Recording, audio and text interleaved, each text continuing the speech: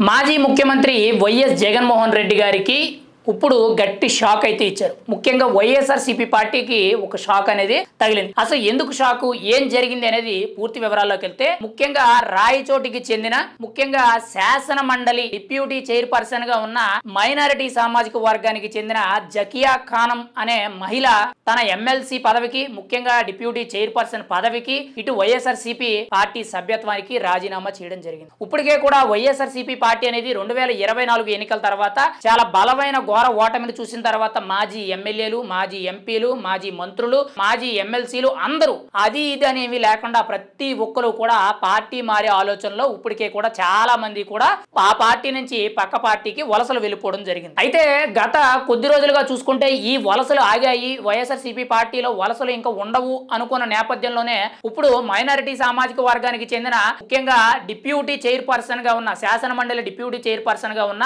జకియా ఖానం అనే మహిళ సడన్ గా రాజీనామా చేయడం జరిగింది. ఎందుకు అనంటే గతంలో ఈవిడికి 2021 రాష్ట్రపతి కోటాలో ఎమ్మెల్సీగా నామినేటెడ్ పదవి అనేది ఇవ్వడం జరిగింది. ఆ తర్వాత మైనారిటీ కోటాకి సంబంధించి ఆవిడ్ని శాసన మండలి డిప్యూటీ చైర్పర్సన్ గా నియమించడం అయితే జరిగింది. అయితే 2024 ఎన్నికల ముందు దాదాపుగా సంవత్సరం ముందు నుంచి కూడా ఈవిడ పార్టీలో కొంత అసంతృప్తిగా ఉన్నట్టు కొంత సమాచారం అయితే వినిపిస్తుంది. అయితే 2024 ఎన్నికల తర్వాత చాలా మంది కూడా పార్టీకి రాజీనామా చేయడంతో ఈవిడ కూడా ప్రజెంట్ రాజీనామా చేసే దిశగా ఆలోచించారు. అయితే ఈ రాజీనామాకి ముందు అంటే కొద్ది రోజుల కిందట గతంలో ఇప్పుడు ఐటీ శాఖ మంత్రి అయిన నారా లోకేష్ గారు ఎవరైతే ఉన్నారో ఆయన్ని ఈ జకియా ఖానం అనే డిప్యూటీ చైర్పర్సన్ ఎవరైతే ఉన్నారో ఆవిడ తన కుటుంబ సభ్యులందరూ కూడా నేరుగా వెళ్లి ఆయనతో మాట్లాడి కలిసి చర్చలు సంప్రదింపులు జరపడం జరిగింది. ముఖ్యంగా అప్పటి నుంచి కూడా చాలా పెద్ద ఎత్తున వార్తలు రావడం, సడన్ గా మరి ఆ చర్చలు జరిపి చాలా రోజులు అయి ఉండడంతో ఈవిడ ఇంకా పార్టీ మారుతారా లేదనే దాని మీద చాలా మందికి కన్ఫ్యూజన్ ఉంది. కానీ సడన్ గా జగన్మోహన్ రెడ్డి గారికి ముఖ్యంగా వైఎస్ఆర్సీపీ పార్టీకి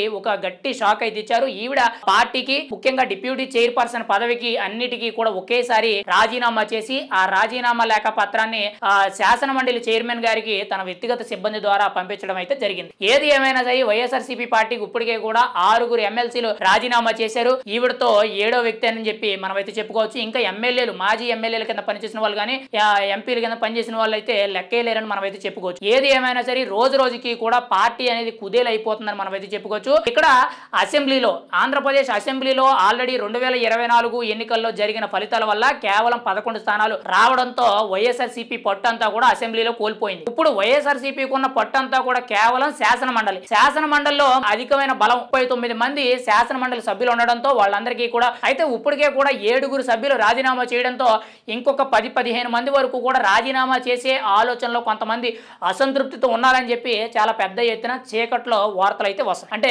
ముసుగులో వార్తలు అనేవి వస్తున్నాయి. మరి ఈ నేపథ్యంలో కనీసం 10 మంది రాజీనామా చేసినా కానీ వైఎస్ఆర్సీపీ పట్టు అనేది శాసన మండలిలో కూడా కోల్పోవడం జరుగుతుంది. ఒకవైపు అసెంబ్లీలో ఆల్రెడీ పట్టు కోల్పోయారు, ఇంకోవైపు శాసన మండలిలో కూడా కోల్పోయినట్లయితే ఇంకా వైఎస్ఆర్సీపీ పార్టీ అనేది పూర్తిగా కూడా భూస్థాపితం అయ్యే అవకాశం అవుతుంది. ఏది ఏమైనా సరే మైనారిటీ సామాజిక వర్గానికి చెందిన ఈ ముస్లిం మహిళ ఎవరైతే ఉన్నారో జకియా ఖానం అనే మహిళ ప్రజెంట్ జగన్మోహన్ రెడ్డి గారికి గట్టి షాక్ అయితే ఇచ్చారు.